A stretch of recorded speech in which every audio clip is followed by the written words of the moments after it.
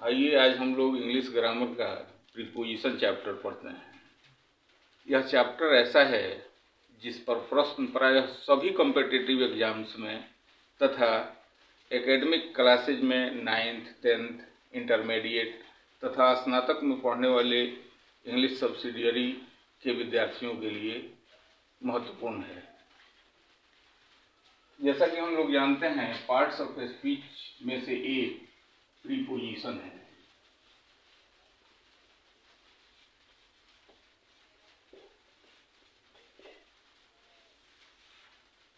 आइए हम लोग इसका आज सबसे सिंपलेस्ट वे में अध्ययन करेंगे।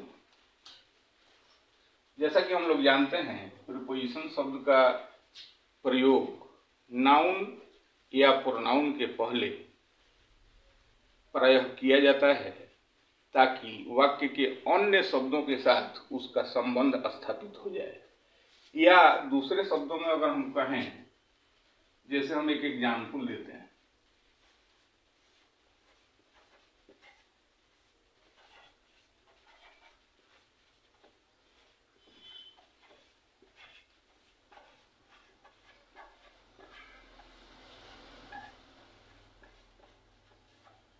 यह एक पूर्ण वाक्य है।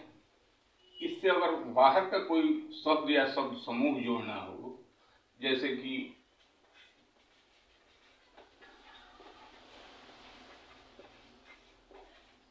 किताब खरीदने के लिए,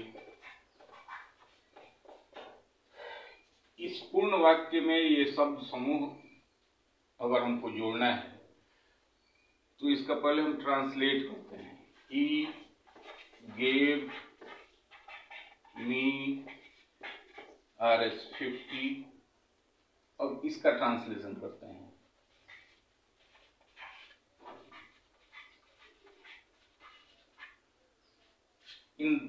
इस पूर्ण वाक्य में बाहर के शब्द समूह को जोड़ने का जो काम करेगा वही प्रीपोजिशन है। प्रीपोजिशन का प्रयोग प्रायः नाउन या प्रोनाउन के पहले किया जाता है, लेकिन कभी कभी प्रीपोजिशन का प्रयोग नाउन या प्रोनाउन के बाद भी होता है। जैसे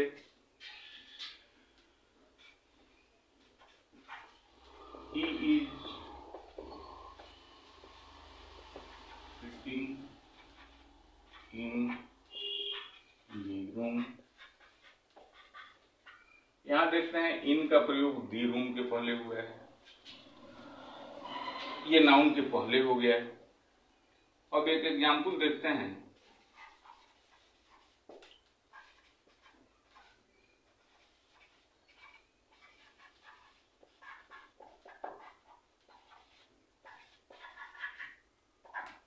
यहाँ प्रीपोजिशन फॉर का प्रयोग नाउन के बाद हुआ है। What are you looking for, for का प्रयोग नाउन के बाद हुआ। यहाँ इन का प्रयोग नाउन के पहले हुआ।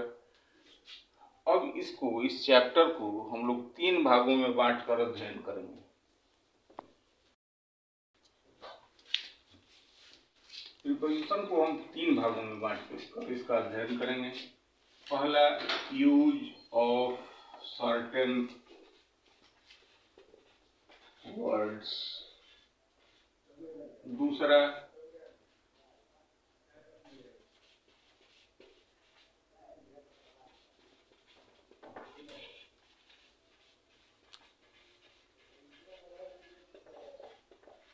appropriate preposition। तीसरा,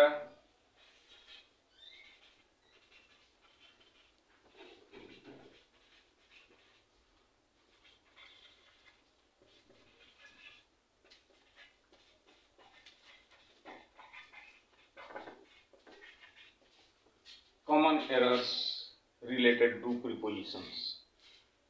हम प्रीपोजिशन को 3 भागों में बांटकर इसका अध्ययन करेंगे। पहला, यूज ऑफ सर्टेन वर्ड्स। दूसरा, एप्रोप्रिएट प्रीपोजिशन। तीसरा, common errors related to preposition. आइए हम इसका पहला भाग आज पढ़ते हैं।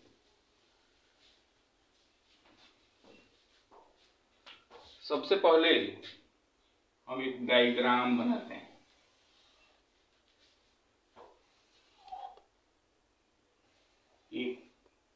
एक रेखा इससे सटते हुए खींचते हैं, एक इसके ऊपर खींचते हैं, दोनों के बीच में गैप है, यहाँ नीचे गैप है, यहाँ इससे सटते हुए एक रेखा ऐसे खींचते हैं, एक एरो ऐसे करते हैं, एक एरो आर पार चली जाती है।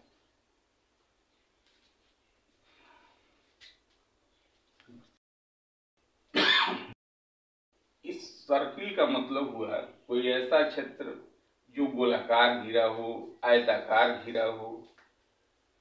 इस सर्किल में जब कोई चीज गतिज अवस्था में बाहर से चलते हुए भीतर आवे तो उसमें इनटू प्रीपोजिशन का प्रयोग होता है। जब कोई चीज किसी घेरे में विराम अवस्था में बैठा हुआ हो तो उसके साथ इन प्रीपोजिशन लगता है। जब कोई चीज इस रेखा का मतलब हुआ जब कोई चीज किसी चीज के ऊपर हो, जैसे कलम हमारे हाथ के ऊपर है और सटा हुआ हो। जब कोई चीज किसी चीज के ऊपर हो और सटा हुआ हो तो उसके साथ ऑन प्रीपोजिशन होता है। इसके ऊपर वाली रेखा और इस रेखा के बीच गैप यह बताता है कि जब कोई चीज किसी चीज के ऊपर हो और बीच में गैप हो, सटे नहीं, जैसे कलम हमारे माथे के ऊपर है और बीच में गैप है, सटता नहीं है, वैसी स्थिति में ओवर प्रीपोजिशन का प्रयोग होता है। ओवर का एक और यूज हम बाद में बताएंगे। आइए नीचे, जब कोई चीज किसी चीज के नीचे हो और सटा हुआ नहीं हो तो अंडर प्रीपोजिशन का प्रयोग होता है। जब कोई चीज किसी चीज के बगल में हो, सटा हुआ हो तो एट प्रीपोजिशन का प्रयोग होता है। यह एरो बताता है कि जब कोई चीज किसी चीज को बेधते हुए आर पार निकल जाए तो उसके साथ थ्रो प्रीपोजिशन का प्रयोग होता है।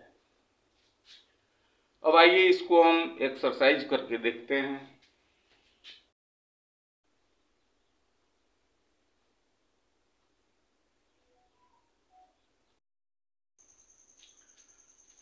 अब हम चलते हैं एक्सरसाइज पर। ऊपर डायग्राम में हमने जो बताया उसका हम एक्सरसाइज करवा के दिखाते हैं।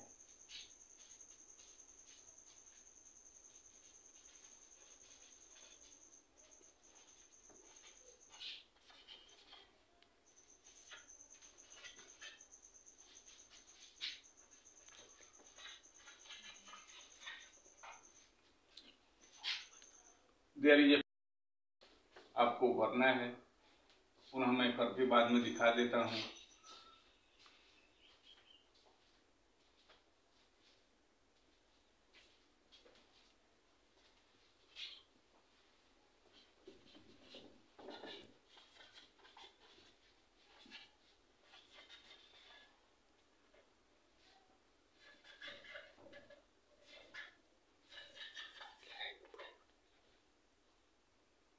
He wears a cap, dash his head.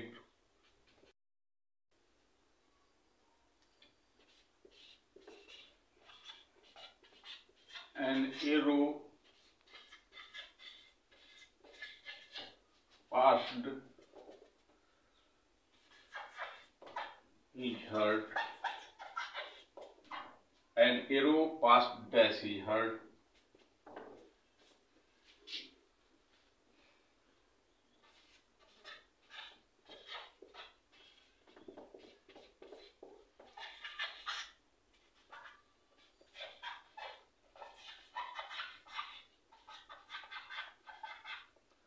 She is sitting dash the classroom. A frog jumped dash the well.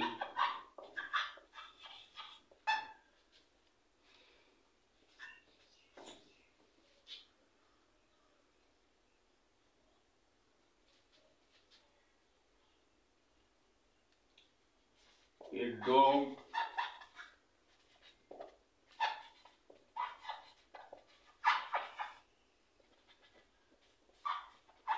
the table. A dog is hiding dash the table.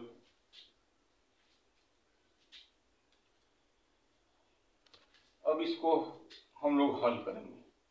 There is a fan dash our heads. आप लोग diagram देखिए, diagram का सबसे ऊपर वाला arrow यह बताता है कि जब कोई चीज किसी चीज के ऊपर हो और बीच में गैप हो, सटता नहीं हो, तो ऐसी स्थिति है, पंखा हमारे सर के ऊपर है तो सर से सटा नहीं है, तो ऐसी स्थिति में ओवर लगेगा।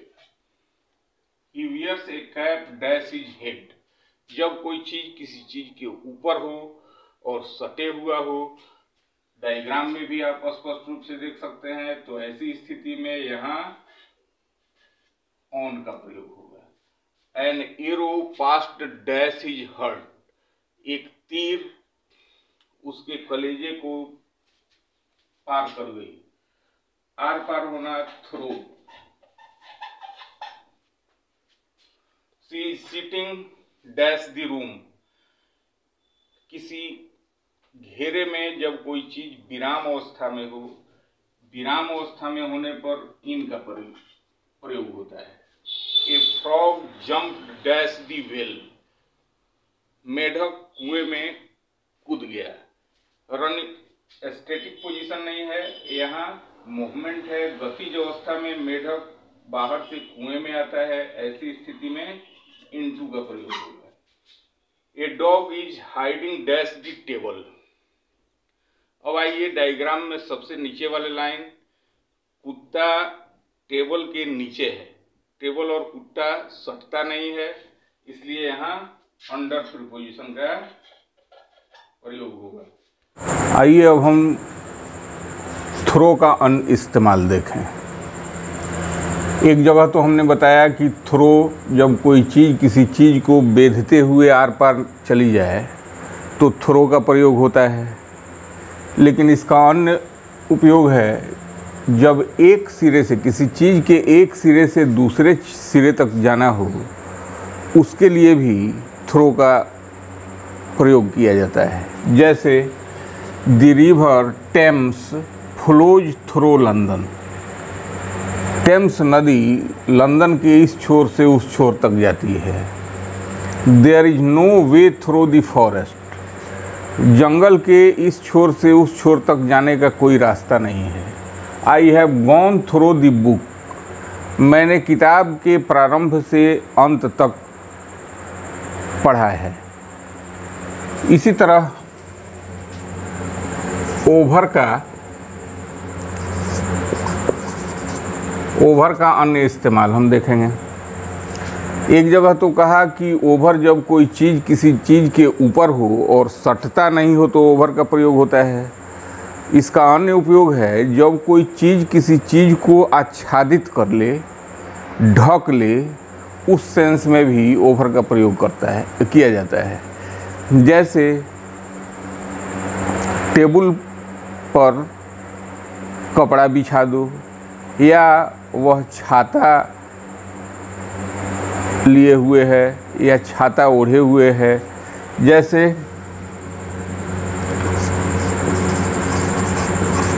देयर इज एन अम्ब्रेला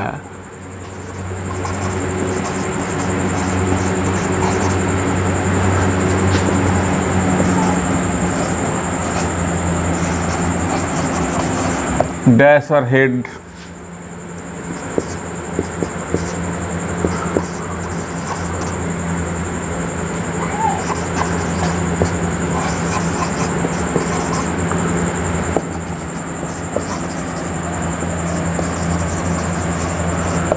यहाँ देखिए there is an umbrella dash our head.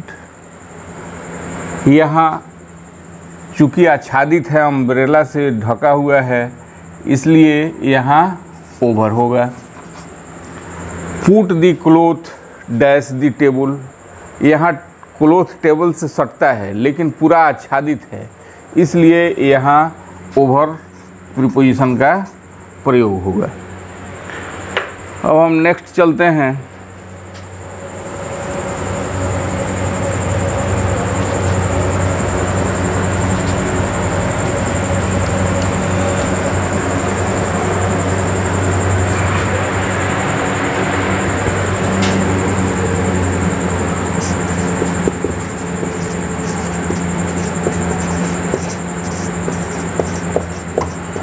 Time बताने हेतु एट,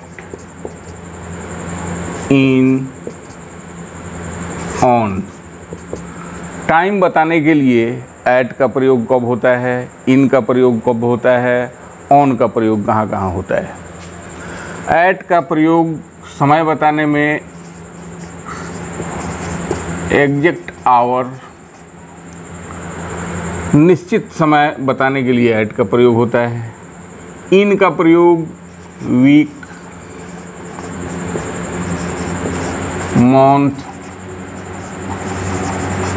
ईयर बताने के लिए किया जाता है। ऑन का प्रयोग डे और डेट बताने के लिए किया जाता है। एट का प्रयोग एग्जैक्ट आवर, जैसे 4 AM, 8 PM, 7 o'clock। एट का प्रयोग एग्जैक्ट आवर, जैसे 4 AM, 8 PM, 7 o'clock। इसके साथ ही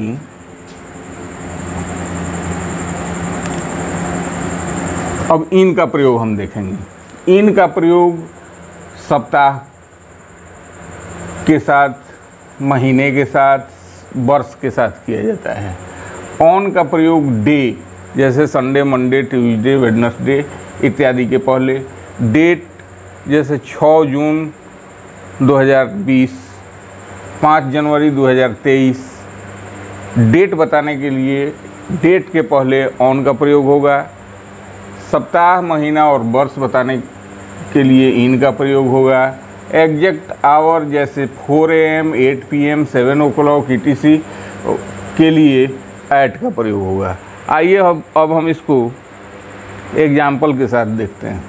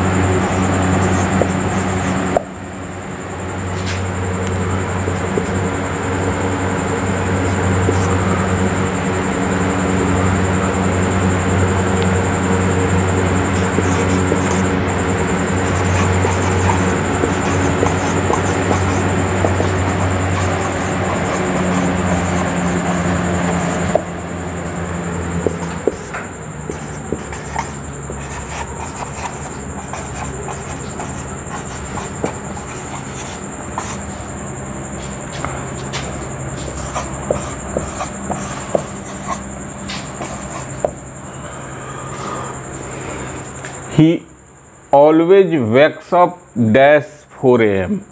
वह रोज़ सुबह 4 बजे जगता है।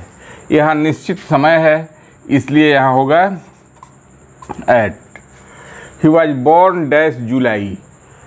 जैसा कि हमने पहले बताया है, सप्ताह, महीना और साल के पहले इन का प्रयोग होगा, तो यहाँ इन होगा। She was married dash 2018। उसकी शादी 2018 में हुई। यह वर्ष है, इसलिए यहाँ इन होगा। ही वॉज बॉर्न डैश मंडे। उसका जन्म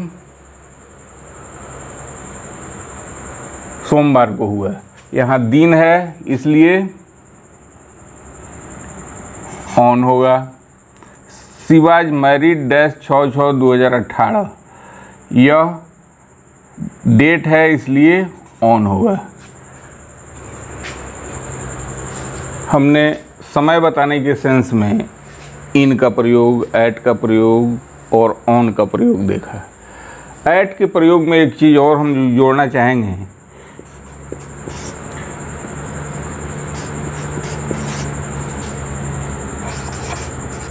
He always comes here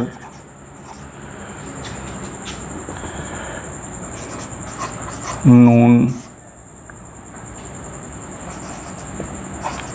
night, midnight।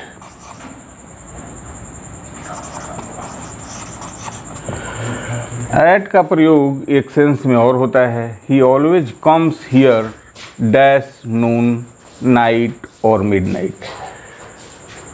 At का प्रयोग नून के पहले, नाइट के पहले और मिडनाइट के पहले किया जाता है। He always comes here at noon, he always comes here at night, he always comes here eight midnight. अब हम चलते हैं अगले प्रयोग पर।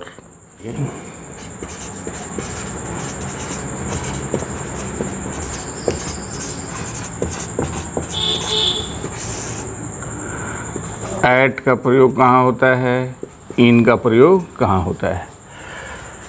एट का प्रयोग छोटे जगहों जैसे village, town, road,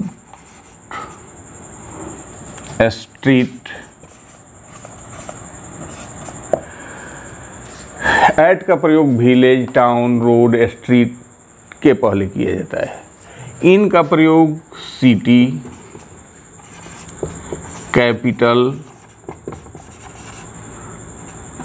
state,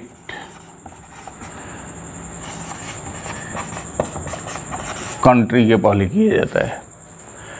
eight का प्रयोग जब कोई कहे कि मैं गांव में रहता हूं तो I live at a village, इसका प्रयोग करके हम देखते हैं। He lives dash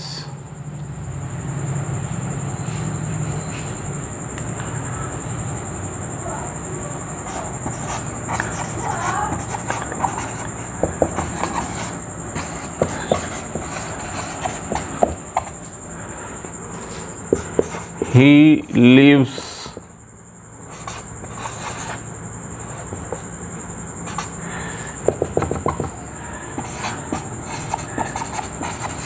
Jamal road. जब कहा जाए कि he lives dash 10 Downing Street, 10 Downing Street एक गली का नाम है, तो यहाँ क्या लगेगा, एट लगेगा, चूँकि यह स्ट्रीट है इसलिए एट। जब कहा जाए he lives dash Jamal road, ये रोड का नाम है इसलिए यहाँ भी एट लगेगा।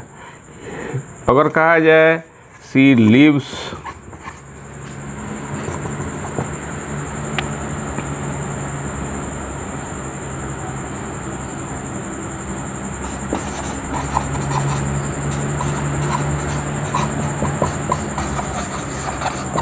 सी लिव्स डैश रामपुर विलेज, वह रामपुर गांव में रहती है तो एट। उसी तरह हम आगे बढ़ते हैं। इन का प्रयोग कहाँ होगा, जैसे she lives Bihar, Bihar state है इसलिए इसके पहले इन होगा। उसी तरह कहा जाए she lives dash America, America देश है इसलिए इसके पहले इन होगा। उसी तरह से सी लिव्स डैश मुंबई,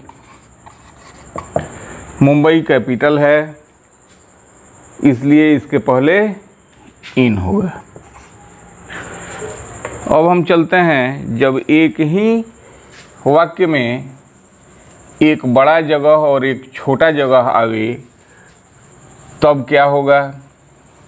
जब एक ही सेंटेंस में एक बड़ा जगह और एक छोटा जगह आवे तो बड़े जगह के साथ इन और छोटे जगह के साथ एट का प्रयोग होगा। लेकिन जब एक ही सेंटेंस में एक कैपिटल और एक स्टेट आवे तो दोनों के साथ इन का प्रयोग होगा। या एक कंट्री, एक स्टेट और एक कंट्री आवे तब भी दोनों के साथ इन का प्रयोग होगा। आइए देखते हैं। गांधी जी lived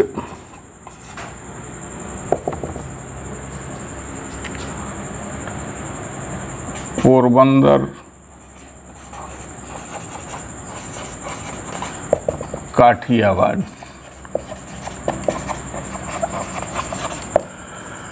गांधी जी पोरबंदर में काठियावाड़ में रहते थे। तो पोरबंदर रेस्पेक्टिवली छोटा है इसलिए इसके पहले एट, और काठियावाड़ बड़ा है इसलिए इसके पहले इन। उसी तरह से सी लिव्स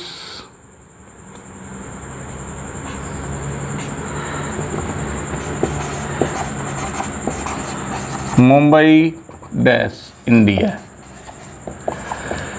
यहाँ देखते हैं एक ही सेंटेंस में एक कैपिटल है और एक कंट्री है, तो कैपिटल के पहले भी इन और कंट्री के पहले भी इन का प्रयोग होगा।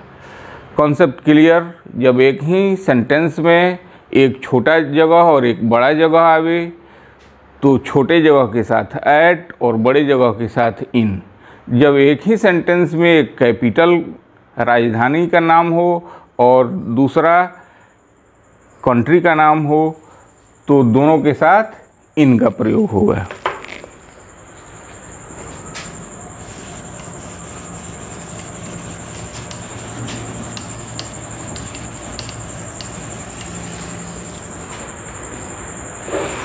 नेक्स्ट चलते हैं।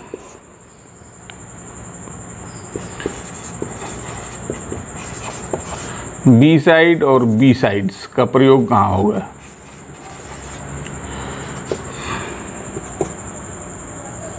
बी साइड माने बगल में, बी साइड्स माने अलावे, अलावा या अतिरिक्त।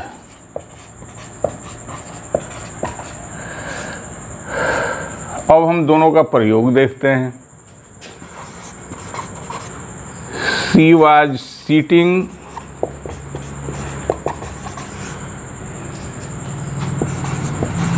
beside her mother। यहाँ बी साइड माने बगल में हो गया। She was sitting beside her mother, वह अपने माँ के बगल में बैठी थी। बी साइड्स का इस्तेमाल देखते हैं।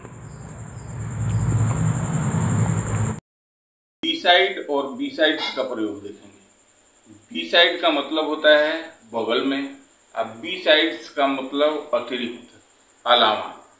इसका एग्जाम्पल देखते हैं।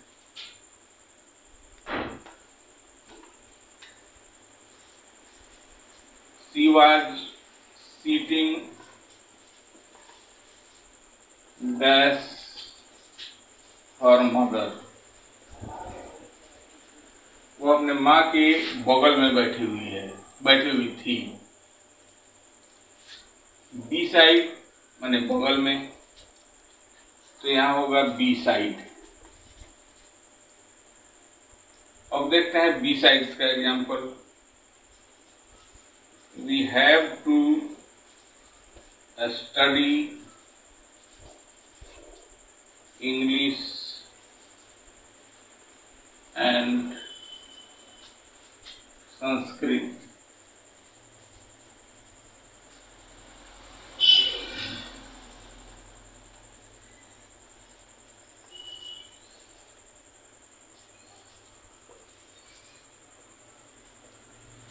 We have to study English and Sanskrit besides Hindi. यहाँ इसका मतलब हुआ हम लोगों को इंग्लिश और संस्कृत के अतिरिक्त we have to study English and Sanskrit besides Hindi. हम लोगों को हिंदी के अलावे इंग्लिश और संस्कृत पढ़ना है। तो बिसाइड्स का प्रयोग हमने देखा, बिसाइड का प्रयोग देखा। अब हम चलते हैं बिटवीन और अमॉन्ग का प्रयोग देखने को। अब हम चलते हैं बिटवीन और अमॉन्ग का प्रयोग देखते हैं। बिटवीन जब दो व्यक्तियों की चर्चा हो, दो व्यक्तियों के साथ या दो वस्तुओं के साथ बिटवीन। अमॉन्ग का प्रयोग दो से अधिक वस्तुओं या व्यक्तियों के साथ किया जाता है। दो या दो से अधिक व्यक्तियों और दो वस्तुओं और व्यक्तियों के लिए बिटवीन, दो से अधिक वस्तुओं और व्यक्तियों के लिए अमॉन्ग का प्रयोग किया जाता है।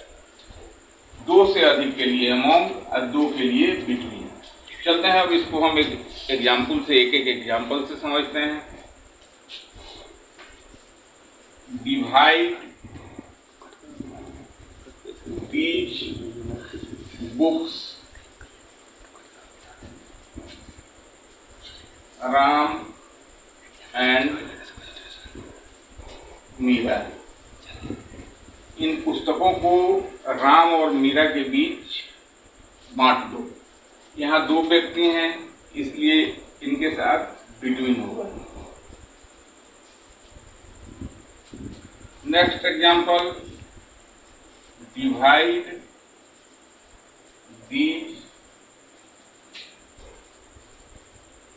these books, divide these books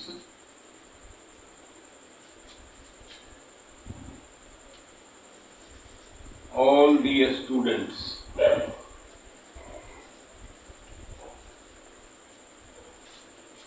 जब दो व्यक्तियों की चर्चा हो तो बिटवीन, दो से अधिक व्यक्तियों की चर्चा हो तो among. Divide these books dash all the students. सभी विद्यार्थियों के बीच इन किताबों को बांट दो। यहाँ अमॉन्ग हो जाएगा। फिर हम चलते हैं टू, बिटवीन एंड। अब आइए हम देखते हैं from dash dash to, between खाली स्थान एंड, ये प्रयोग कैसे किया जाता है।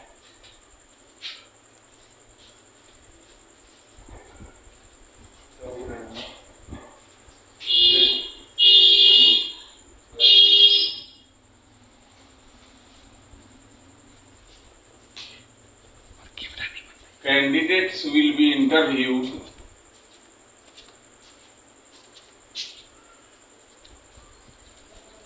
from 2 p.m. 4 p.m. Candidates will be interviewed from 2 p.m. to 4 p.m. From के साथ टू का प्रयोग होगा, फ्रॉम के साथ टू का प्रयोग होगा, बिटवीन के साथ एंड का प्रयोग होगा। इसी सेंटेंस को हम लिख सकते हैं, candidates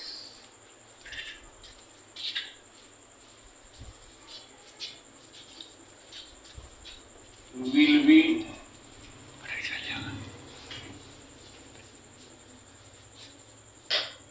interviewed between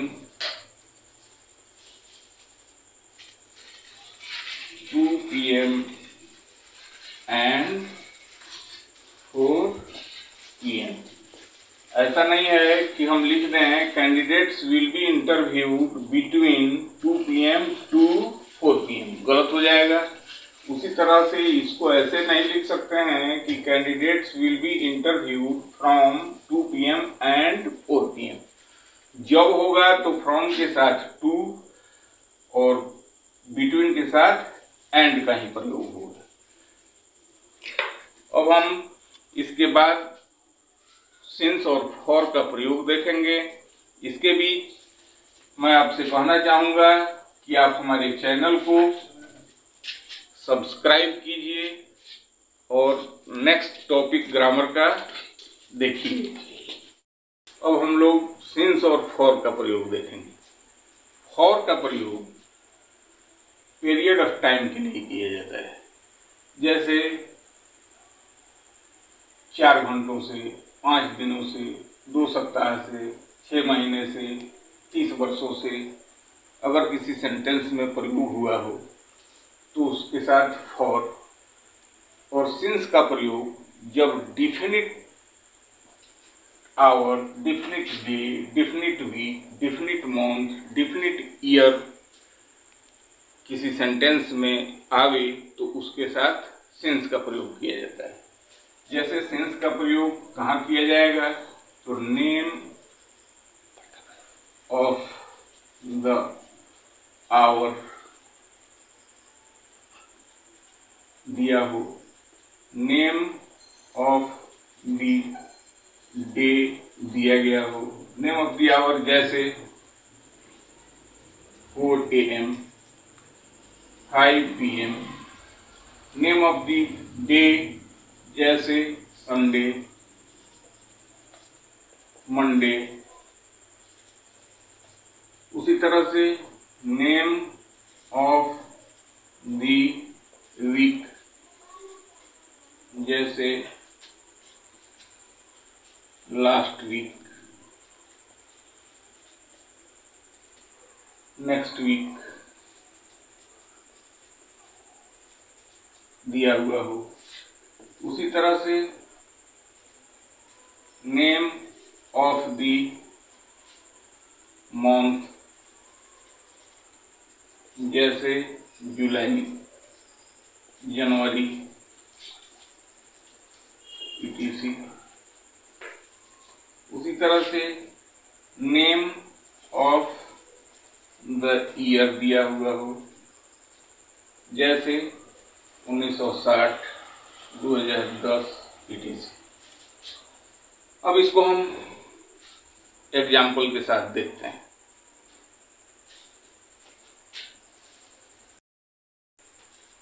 She has been reading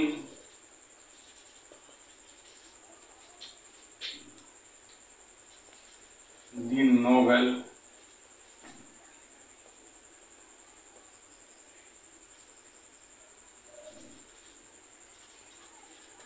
two hours। इसी सेंटेंस का दूसरा रूप she has been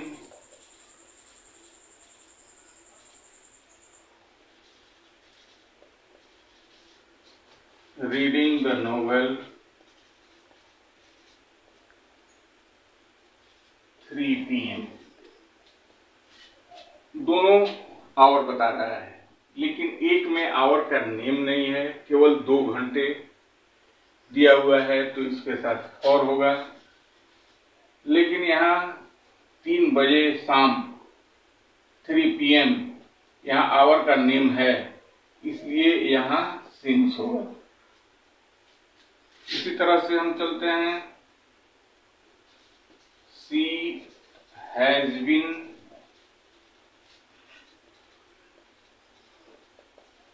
running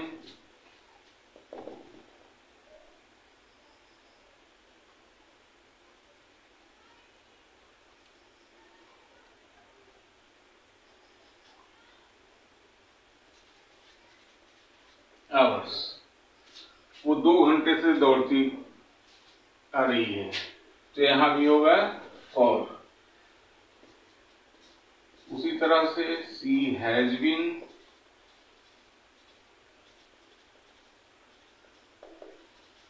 running 4 PM। वह 4 बजे से दौड़ती आ रही है तो यहाँ सिंस होगा। इसी तरह से और कहा जाए, she has been reading the book 2 months। यहाँ महीने का नाम नहीं है, केवल 2 महीना है, इसलिए फॉर। अगर कहा जाए she has been reading the book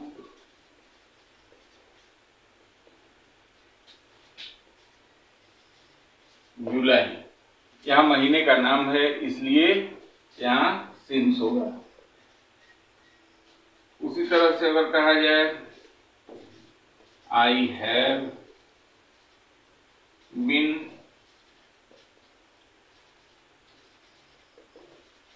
teaching English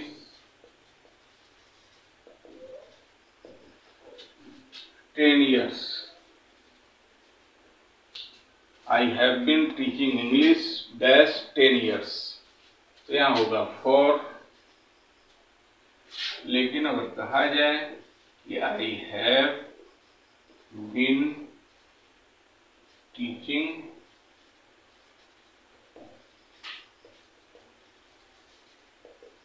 English 2012। I have been teaching English, यहाँ सन का नाम दिया हुआ है, ईयर का नाम दिया हुआ है, इसलिए यहाँ सिंस होगा। अब तो आप लोगों को अंतर समझ में आ गया होगा कि सिंस का प्रयोग कहाँ होगा, फॉर का प्रयोग कहाँ होगा। जहाँ दिन, महीना और साल का नाम दिया हो वहाँ सिंस का प्रयोग होगा।